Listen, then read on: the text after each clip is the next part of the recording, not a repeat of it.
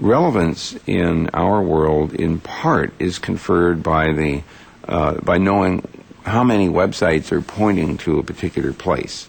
The more that point to a place with a hyperlink, the more likely it is that that must be important information. So then you start ranking the importance of the places that are pointing by trying to see how many places point to them. It's more complicated than that, but if we get too much deeper into this, it's getting into the trade secrets of Google, which I don't want to do. So we're confronted with this huge mass of information. We try to figure out what's relevant based on these various hints.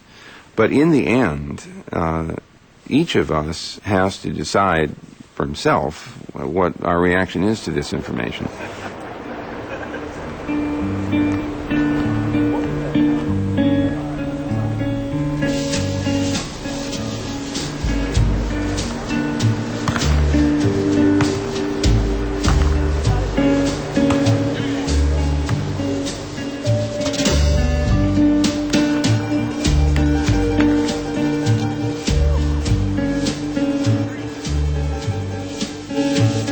In 2005 verdiende Google een bruto inkomen van $6,1 miljard.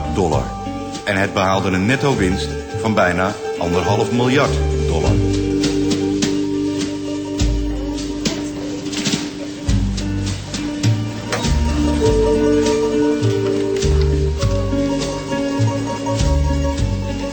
Google makes its money by advertising. So if you think about consumers, a lot of consumers around the world go to Google and type something looking for something. They get a set of natural results. At the same time, there are people who have something to offer. So if I type mobile phones, I can get a natural result based on what's popular. At the same time, there are people who want to tell the consumer, listen, I have an interesting offer or interesting thing about mobile phones. So we, on the right side of our pages, have introduced the concept of advertising, which is done in a very democratic way, that if three people, A, B, and C, want to advertise, they bid against each other how much they want to pay to be the top advertiser. Now, to keep the consumer's interest in mind, we also track the relevance of the advertise and say, well, A advertised even though he paid $1, and B advertised because he paid 95 cents, and C paid 90 cents, and it should be A, B, and C.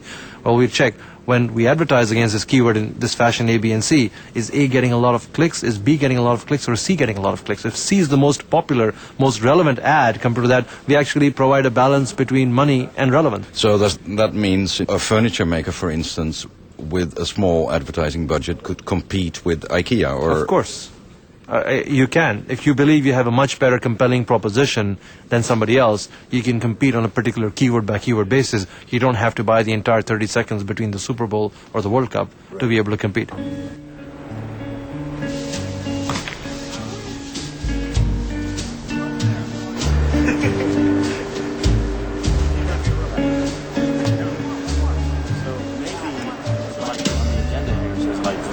After you go. So when I look at the Google employees, it's kind of funny because I went to school at Stanford in the area, and when I joined Google, I started seeing a lot of my buddies from Stanford, or people who live next door to me in the dorm rooms, or professors even. So it's really kind of an extension of college in many ways. There's very smart people. Just the types of things that we do as far as the cafeteria setup, the gyms that we have, and also the culture of the people and the way that they like to work and the way that they're always working. They're working hard, they're playing hard, all at the same time. Very similar to college, so that's kind of how I would describe it. And the people are definitely one of the best parts of working here. Would you say Google is employing the smartest people in the industry? I would think so.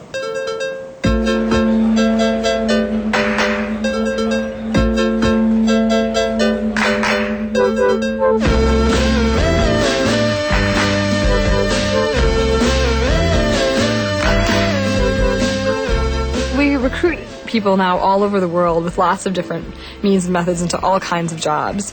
Engineers, product managers, business operations, even chefs and masseuses. And we had the world puzzle champion working at Google.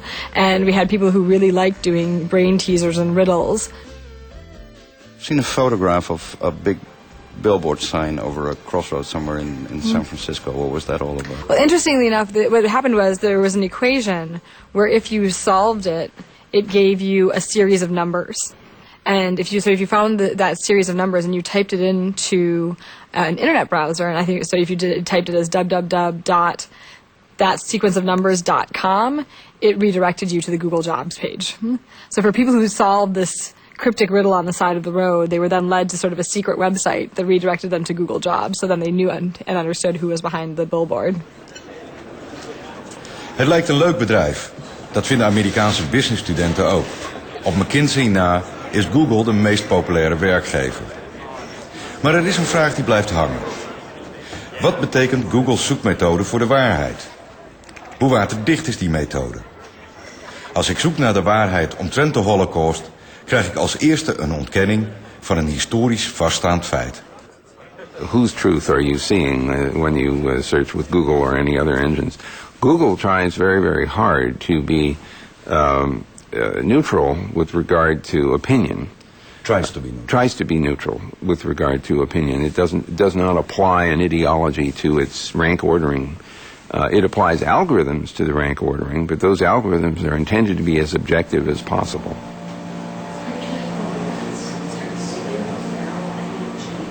The Google results are very much bottom up. Whatever is there, and Google doesn't invent anything, so whatever it sees is whatever people have put onto the network. We don't produce our own information.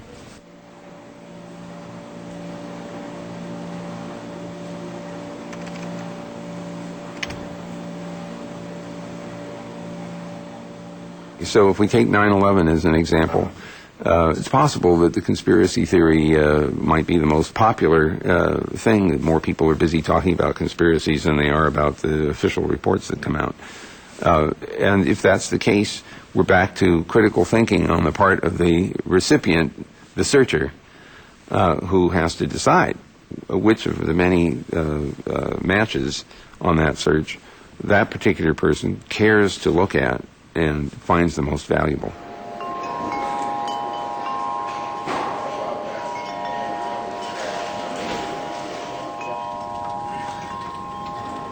Can a search engine be objective? Can one point of view on all information be fair? No, by definition not.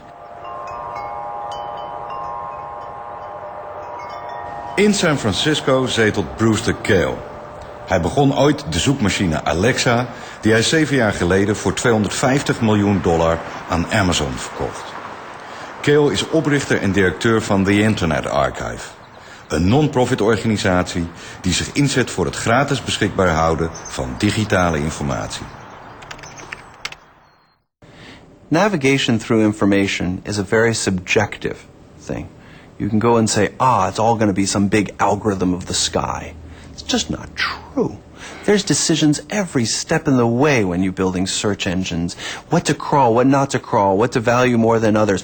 How popularist do you make it? How much do you have it reflect what other people have done as opposed to innately?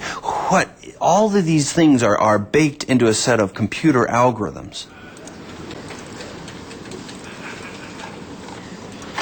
Could Google be biased if Google would want? Well, the attempt to introduce biases is hard if those biases have to be algorithmically introduced for all possible information. This gets, mathematically hard. And second, I think there is a fundamental belief within the Google community that an unbiased result is the most important thing that we can